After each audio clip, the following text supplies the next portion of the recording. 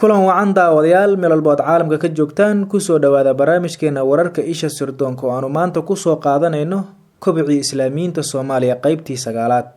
sir qarsoon waxaa ahaa go'aanka uu qaatay Cabdiqaadir Sheekh Maxamuud oo ka dhashay tallaabo uu kaga saarayay xarakada xubno uu dareensanaa in ay ka aragti duwanaayeen Dr. Cali Sheekh iyo Maxamed Yuusuf. labadaasi aqoon-yahan waxaa beeca ka mid noqoshada al-ahli al-islaam ka qaaday Xuseen Cali Diirshe iyo Cabdiqaadir oo Muuse. ragga ay isku waqtiga ahaayeen waxaa ka mid ahaa Cabdiraxmaan Askari. Cabdiraxmaan Sulub wuxuu ku tuhmayay kooxdaasi in ay laabta ka raacsanaayeen raggaasi horey looga saaray al-ahli al-islaam. qolyaha laga eriyay al-ahli al-islaam waxaa ka mid ahaa Aadan Yuusuf Barre, Axmed Cismaan Deel, Cabdisalaan Ismaan Cabdisalaan Maxamed Turki iyo Yuusuf Food Cadde.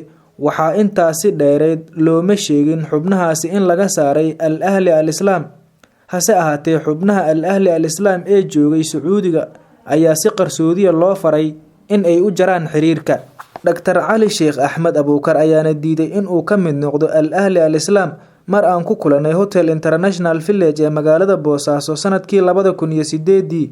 taariikhda islaamiyiinta Soomaaliya ee wajiyada badan leh ayaana xustay in Dr. Cali Sheekh Axmed iyo Dr. Maxamed Yuusuf usoo bandhigeen Cabdiqaadir Sheekh Maxamuud in dib boorka looga jafo xarakadii al-nahda al-islaam oo ay budhigayaal u ahaayeen Sheekh Cabdiqani Sheekh Maxamed, Sheekh Maxamed Garyare iyo Sheekh Maxamed Macalin.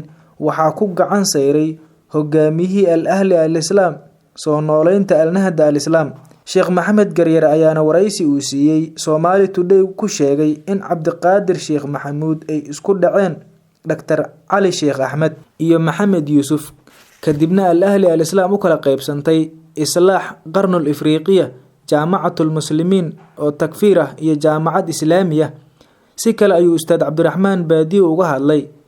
waxa uu yiri isaga oo sharaxaya: waa arrin jirtay in Dr. Cali Sheekh Abuukar oo mas'uul qarsoon u ahaa kooxda aas-aasi doonta Islaax in uu isku dayay in uu ku qanciyo dhalinyarada al-ahli in ay ka mid noqdaan ururka cusub ee ikhwaanka. Dr. Cali Sheekh Abuukar wuxuu juhdi weyn ku bixiyay sidii loo sameyn lahaa xarako ikhwaan ah oo midaysan. hase yeeshee 5 ruux ee aas-aastay Islaax Qarnul Ifriqiya kama mid noqonin xarakadii al-ahli al-islaam, laakiin waxaa ku soo biiray Islaax kolkii la aasaasay xubno ka mid ahaa al-ahli al-islaam. kala guulanka soo food saaray al-ahli al-islaam furo wuxuu u noqday dildilaaca soo wajahay xarakada, waxaana soo kordhay in la gooyo lana gows qabsado xubnihii Cabdiqaadir Sheekh Maxamuud ka saaray dhaqdhaqaaqa. xubnaha Muqdisho ku sugnaa iyo kuwa xabsiyada ku jiray kama warhayn khilaafka ka dhex taagnaa xarakadaasi.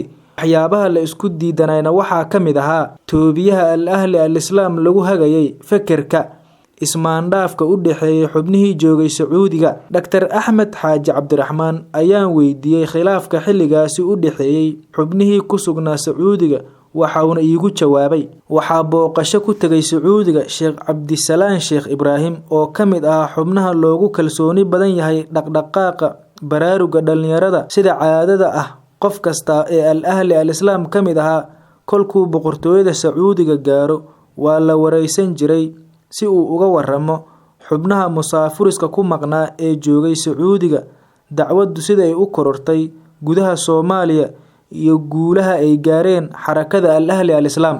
isagoo hadalkiisa sii watay intaas kadib waxa uu kulankii ka sheegay waxaa jira in xubno laga saaray dhaqdhaqaaqa al-ahli al-islaam.